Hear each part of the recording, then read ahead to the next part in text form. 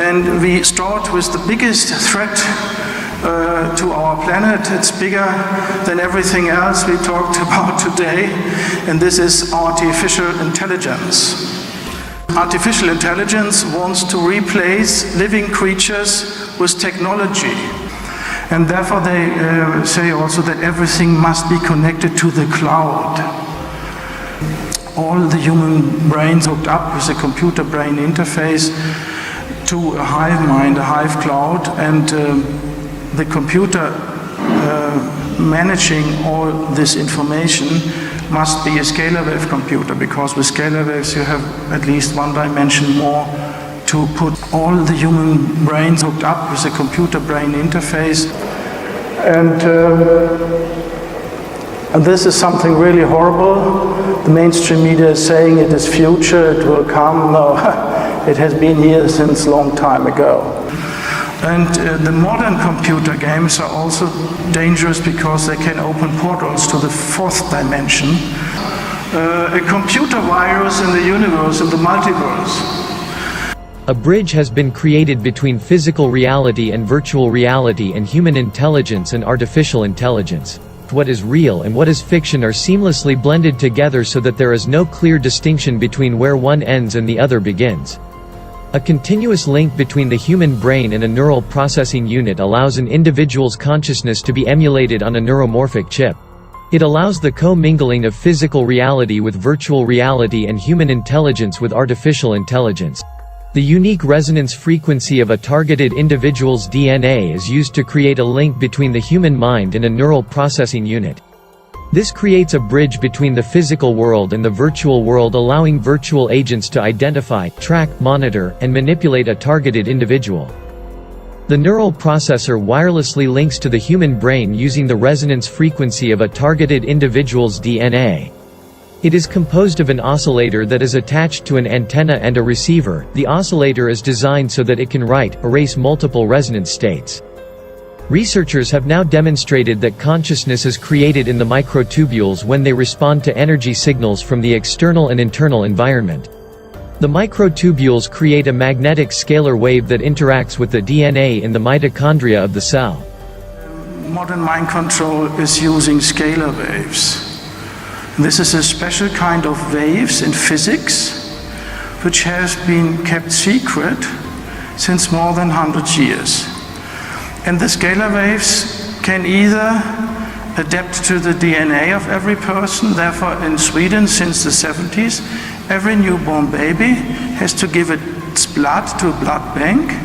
So if you get inconvenient, they take your blood and then they beam it with scalar waves, because the blood has the DNA, and the DNA is an antenna for scalar waves, being able to receive scalar waves or to emit scalar waves. That is very important, that our DNA is an antenna.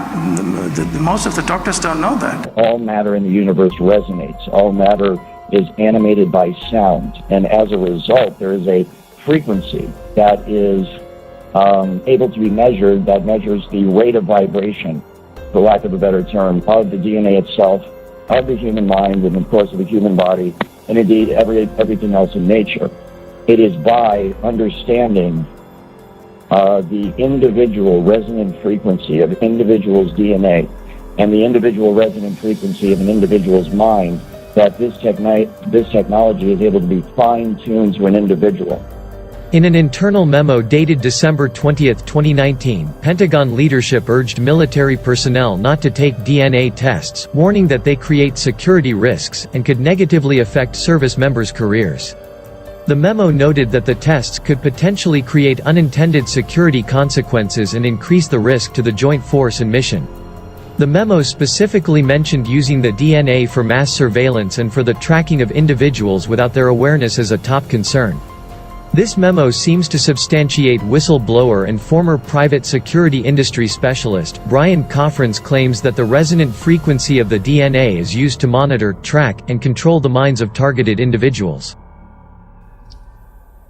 It's total, not only mind control, it's total human being control.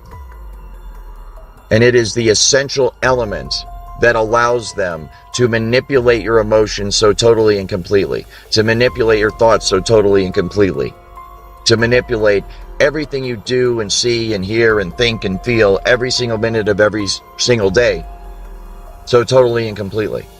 The new model regards DNA as a stable waveform of information that is not primarily acting through the molecular chemistry and composition, but through the oscillations and coherent acoustic and electromagnetic fields that the atoms and molecules create.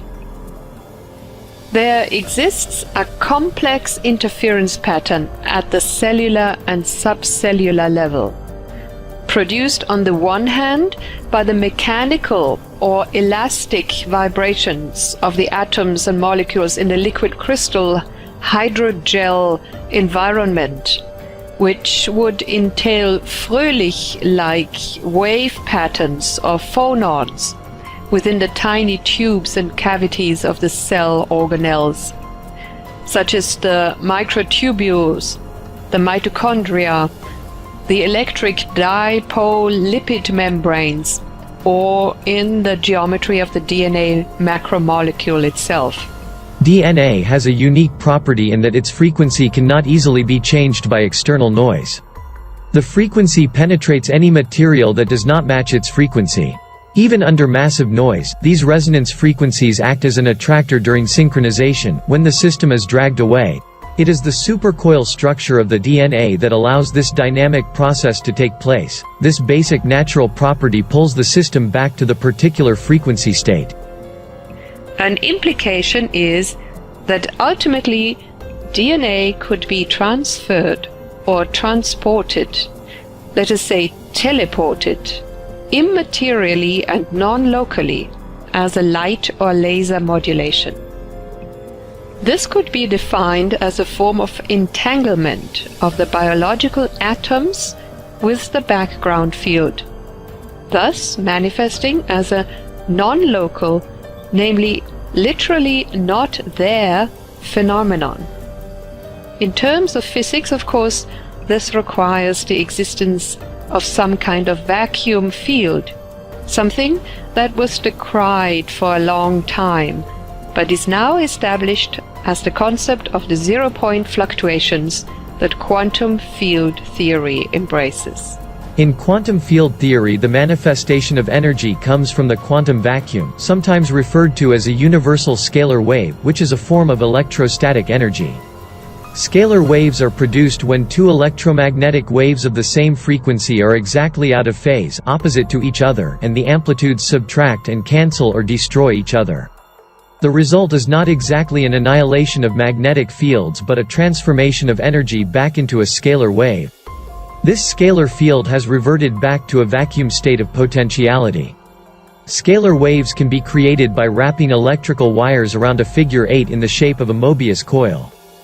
When an electric current flows through the wires in opposite directions, the opposing electromagnetic fields from the two wires cancel each other and create a scalar wave. And as I earlier told about standing waves and resonance, it is very important to know for our mind control research to get rid of it what resonance needs. It needs the same type of waves, also longitudinal scalar waves, the same frequency and amplitude, but 100 degrees in a phase difference. And then you build up a resonance with a standing wave. And this they do when they do mind control. So there we know the theories about it, that two waves going so and meeting, or you can have one so and from the opposite side go against. It is also possible to structure something and manifest things with that. And they call it phased array.